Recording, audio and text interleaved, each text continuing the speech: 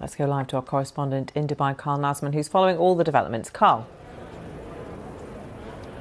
Yeah, that's right. I want to get some reaction now from one of the ministers who was deeply involved in the negotiations for this final text, Jennifer Morgan, Germany's climate envoy. Now, you, I know, have been involved in some capacity with every single climate summit going all the way to COP1 in Berlin. Yeah. Where does COP28 rank in those list of summits? It ranks, I think, up in the top ones, where we've had, I think, a major shift with clear signals coming out. That's always so important.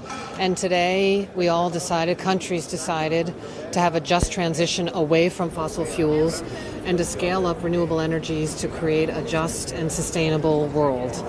That's a big step today.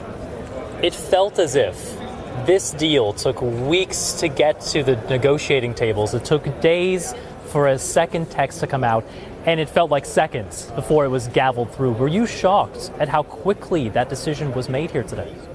Well, there's been tremendous shuttle diplomacy going on here by the COP president, by also all the parties here who were working very hard all through the night to be able to check, is everybody okay with this text before it comes into plenary?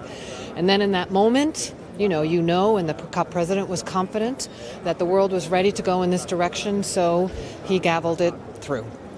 Many ministers, such as yourself, had a very late night last night until 3 a.m. doing that shuttle diplomacy. Can you take us backstage at all? What were the holdups, and what was the message or the line or the text that ended up getting a deal passed? Well, I think there was a lot of discussion here around, of course, the phase out of fossil fuels. What kind of energy system? Is it going to be just?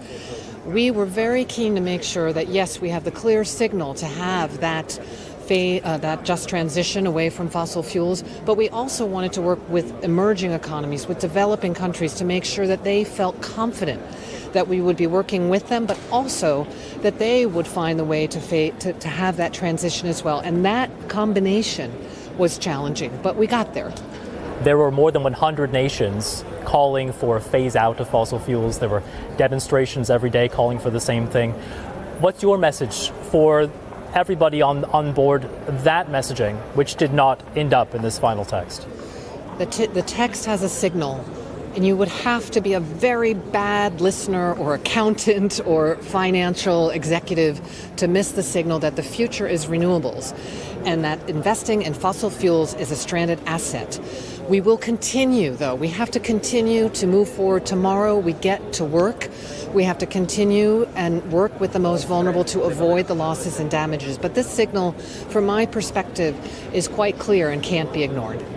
There were countries here, Samoa, one of them, a representative as well of the Alliance of Small Island States, who felt it seemed that they didn't feel listened to here. They expressed those concerns in the plenary. Do you think that the concerns of smaller developing nations or nations that are more vulnerable to climate change were listened to enough as this deal took shape? I can just say that we hear them, as Minister Baerbock, our German foreign minister, made very clear, and we will stand with them and work with them. Their very existence is at stake, and I think we need to take their concerns, and we do, very seriously. And that's why we have to get to work to get this transformation happening more quickly. Because the more we do that, the more we scale up renewables, the more we get that transition away from fossil fuels. And there's great language here also for nature and the role of reducing deforestation, etc. Then those islands have a better chance of remaining intact with their whole cultures and their families. Jennifer Morgan, Germany's climate envoy, thank you so much again for stopping by to speak with us. We really appreciate it. And I want to now bring in David Schuckman, who has been along for the ride with us here in Dubai for the entire couple of weeks here. He has been to several COPs as well. And David, I just wanted to ask you, what did you make of what we saw today? That was a very rapid process, it felt like, after what seemed to take ages to get an updated text. Yeah, I mean, normally the process is that the presidency kind of gets a draft text ready, brings it to the great gathering of all the countries, delegations, then they hear speeches and reaction and comments, and usually that takes hours. And at the end of it, Once everybody is agreed, you then get the gavel coming down and the thing is signed off.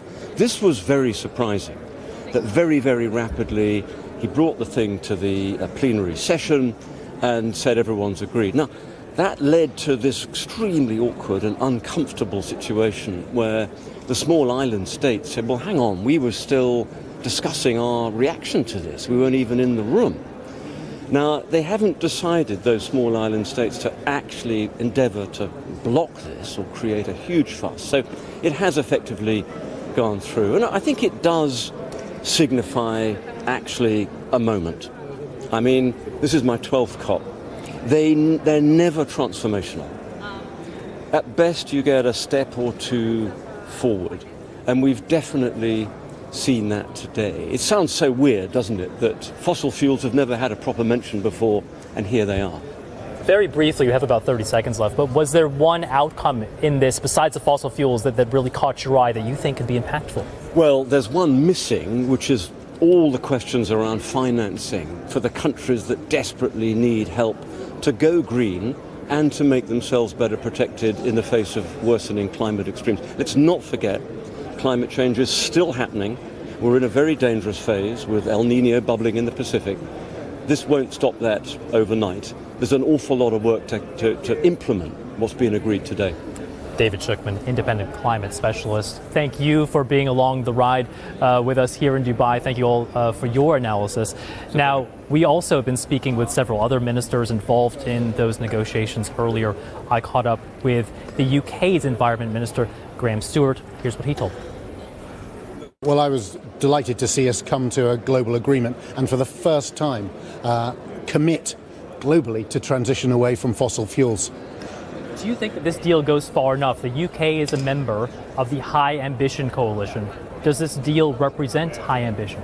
There are many elements in the deal that we don't like. We'd like it to have gone further. We'd like there to have been all parties agreeing to absolute economy-wide targets when they do the next set of targets. But they are economy-wide. That's agreed in the text. 1.5 degrees is held as a North Star, exactly as the president of the COP, Sultan Al Jaber, said it needed to be. And for this signal to go out that we will globally transition away from fossil fuels, it's an historic moment. We need to ensure that we translate it into action and that we keep up momentum. I'd like to have seen more on coal, for instance, no new coal. It's the most polluting of all fossil fuels. There's a huge opportunity for us to do more there. But given the different contexts and the different views of the parties and where we were just 48 hours ago, I think this is a tremendous result, and we celebrate so many elements of it. Were the concerns of developing nations, of nations on the front lines of climate change, listened to? We saw there representatives from Samoa and low-lying island nations speaking. They received a huge round of applause. They believe that they were not listened to. Do you agree?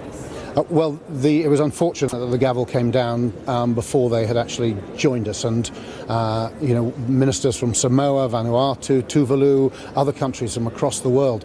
It's so important to listen to them because their people are literally on the front line, and we want to ensure that their voices are heard and, of course, support so much of the work of the High Ambition Coalition and others speaking up on behalf of those people. This deal will continue to be dissected, but for now, many people calling it historic, even despite its deficiencies, and that tends to be the kinds of deals that we get at these climate summits. COP28 is no exception. Carl, thank you.